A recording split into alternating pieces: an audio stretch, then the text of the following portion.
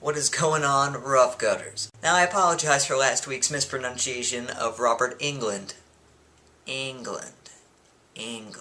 Anyway, this week, since it's still October, I'm here to review yet another horror film, and the horror film that I have chosen to review this week is Quarantine, which is a remake of the Spanish horror film Wreck. Now, I have seen both films, and I definitely think Wreck is the better of the two, but I actually think Quarantine is a pretty effective horror film, and it's a lot better than people give it credit for. Quarantine is about a news reporter and her cameraman who go on this late-night shift with the fire department after they hear or get this call of a disturbance that takes place in an apartment building. And in this apartment building, some sort of virus has spread and infected all the inhabitants, and this virus has pretty much made them, mindless zombies who just prey on the flesh. But the fire department and the TV news reporter and the cameraman have no idea what's going on in the building. They just think it's some regular routine call. But it is not. Now, the one central performance in this movie is from Jennifer Carpenter, who Dexter fans, oh yeah, will definitely recognize. But unfortunately, she doesn't get a chance to act here.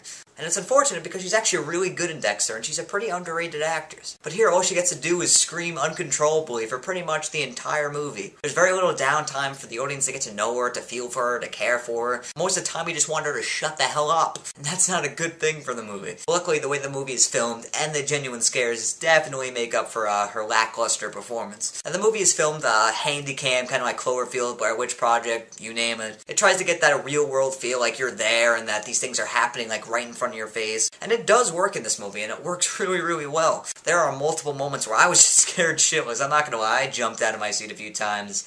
Call me a pussy if you want, I can take it. And there actually is a lot of good humor in here, which I was very happy to see. Now, in a lot of lackluster horror movies, sometimes they add some humor, which makes it a less torturous experience. Here, the movie is good, and it also adds some humor, so that was just a nice added bonus. I mean, there's a part where the cameraman actually takes out one of these zombies with the camera.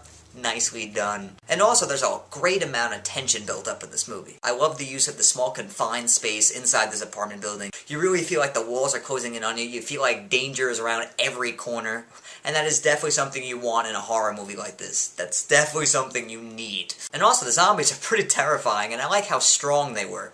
These are no weak-ass zombies. These zombies can take you out no matter how built and jacked you are. If you don't know how to take care of business, you are done, buddy. And also, I like how realistic this movie is. There are parts where people make some bad decisions, and you know what? It bites them in the ass, and they get killed. Karma's a bitch, and I'm glad it was explored here. But one of the big flaws of this movie, and I really don't want to say this, but I have to because it really pisses me off, is that they give away the ending on the poster.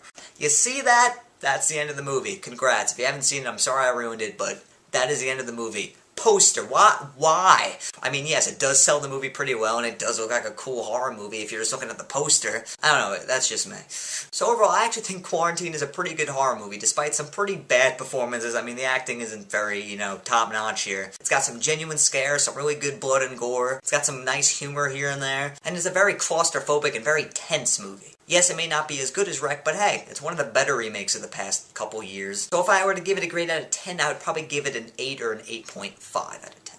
So that's my review of Quarantine. I really hope you guys enjoyed it, and I really hope you take it into consideration if you guys consider seeing the film or not. I would check it out after seeing Wreck, of course. And I'll see you guys next week for yet another movie review. And like always, you guys have an awesome, awesome week. Awesome, awesome week?